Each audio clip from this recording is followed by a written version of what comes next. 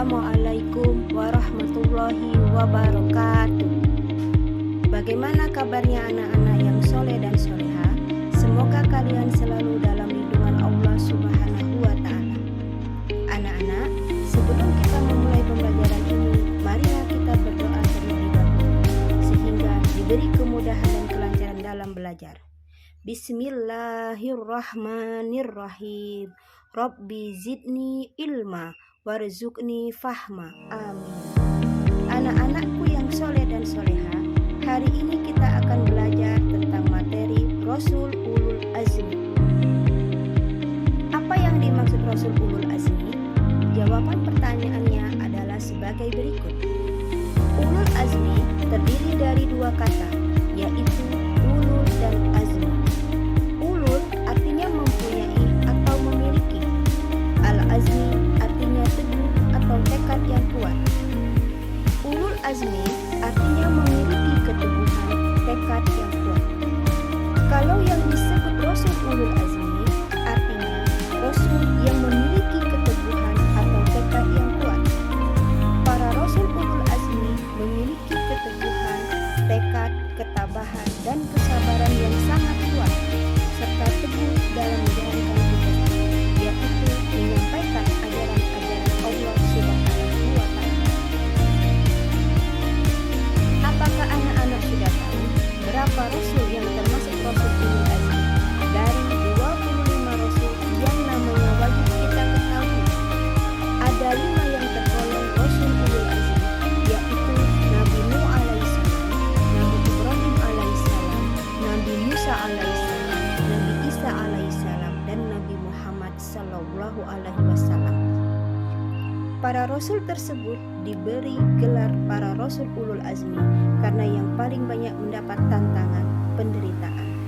Akan tetapi mereka tetap teguh, tabah, sabar, dan terus berjuang menyampaikan ajaran-ajaran Allah Subhanahu wa Ta'ala kepada umat manusia. Ayo ikuti riwayat singkat para Rasul Ulul Azmi sebagai berikut. Nabi Nuh alaihissalam adalah keturunan ke-10 dari Nabi Adam alaihissalam. Ia mengajak manusia agar menyembah Allah Subhanahu wa Ta'ala dan melarang memperhambakan diri kepada selain Allah Subhanahu wa Ta'ala. Tetapi manusia di masa itu tidak mengajukan seruannya. Seruan Nabi Nuh alaihissalam mereka sambut dengan cemooh dan ejekan. Selama 950 tahun Nabi Nuh alaihissalam menyiarkan ajaran Allah Subhanahu wa Ta'ala. Umatnya tetap saja ingkar terhadap anaknya sendiri. Umatnya tetap saja ingkar termasuk anaknya sendiri yang bernama Kan'an. Akhirnya Allah menurunkan kepada mereka siksaan berupa banjir besar. Hanya sedikit orang yang selamat dari banjir besar tersebut. Mereka yang selamat adalah para pengikut Nabi Nuh alaihissalam. Mukjizat Nabi Nuh alaihissalam adalah kemampuan membuat perahu. Kemudian dengan perahu itulah Allah Subhanahu wa Ta'ala menyelamatkan Nabi Nuh alaihissalam beserta pengikutnya dari bencana banjir yang sangat besar. Rasul Ulul Azmi yang kedua adalah Nabi Ibrahim alaihissalam. Nabi Ibrahim alaihissalam adalah anak Azar, tukang membuat patung-patung untuk dijadikan sesembahan. Nabi Ibrahim alaihissalam hidup pada masa Raja Namrud yang zalim, musyrik, dan kufur. Nabi Ibrahim alaihissalam mengajak Raja Namrud dan kaumnya agar beriman dan menyembah Allah Subhanahu wa Ta'ala dan meninggalkan menyembah berhala. Akan tetapi Raja Namrud dan pengikutnya tetap ingkar kepada Allah.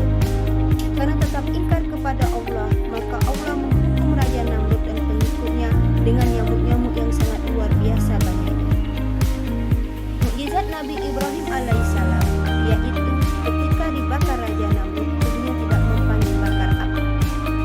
Rasul Ulul Azmi yang ketiga adalah Nabi Musa alaihissalam.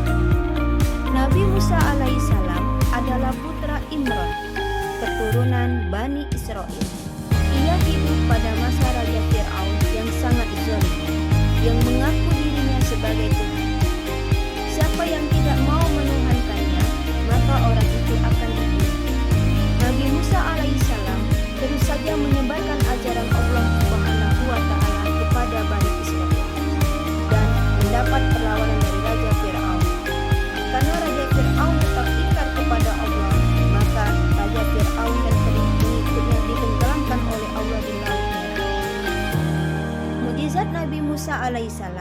yaitu tongkat yang dimilikinya dapat berubah menjadi ular yang sangat besar.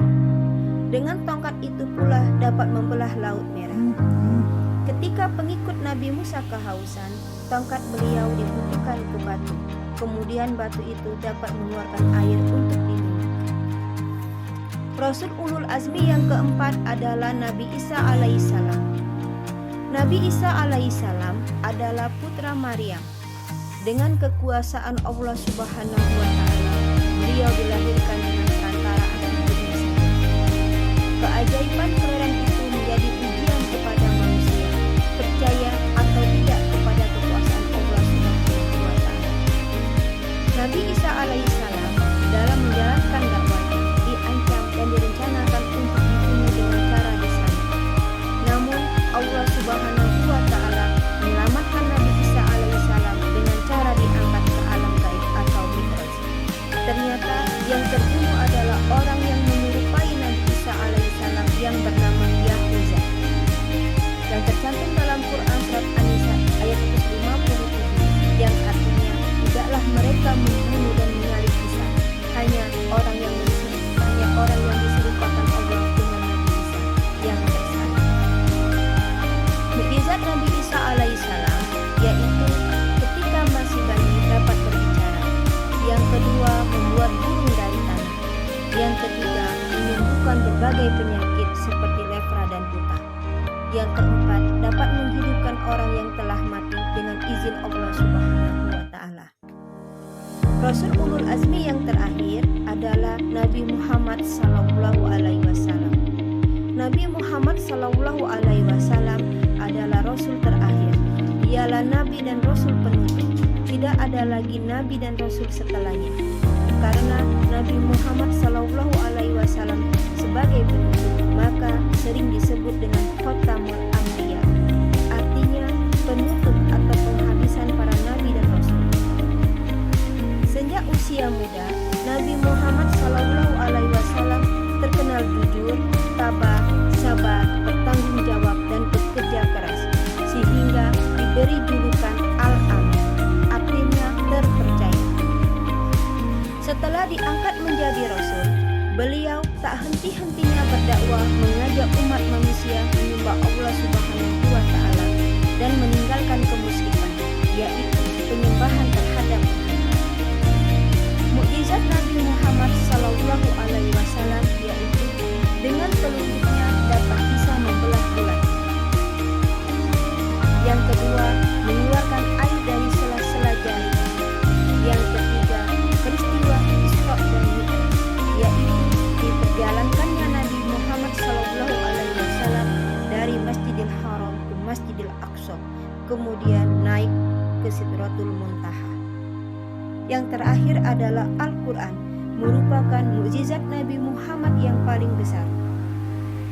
Anak-anakku yang soleh dan soleha, sifat terpuji yang dapat kita ambil dari para Rasul Ulul Azmi yaitu teguh dan sabar dalam belajar, teguh dan sabar dalam beribadah, teguh dan sabar dalam menjalankan tugas-tugas sekolah, teguh dan sabar dalam mematuhi orang tua, teguh dan sabar dalam bergaul dan tidak mendengar, teguh dan sabar dalam mematuhi peraturan baik di sekolah, rumah maupun lingkungan tempat tinggal.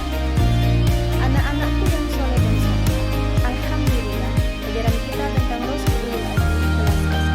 Semoga anak-anak semuanya dapat meneladani para Rasul Ulul Azmi dalam kehidupan sehari-hari. Saatnya mengerjakan tugas. Yang pertama, sebutkan 5 Rasul Ulul Azmi beserta 1 mukjizatnya. Yang kedua, sebutkan sifat-sifat yang dimiliki Nabi Muhammad sallallahu alaihi wasallam di masa muda. Yang ketiga, tuliskan perilaku meneladani Rasul Ulul Azmi. Selamat mengerjakan. Mari kita akhiri dengan membaca hamdalah. Alhamdulillahirabbil alamin. Wassalamualaikum warahmatullahi wabarakatuh.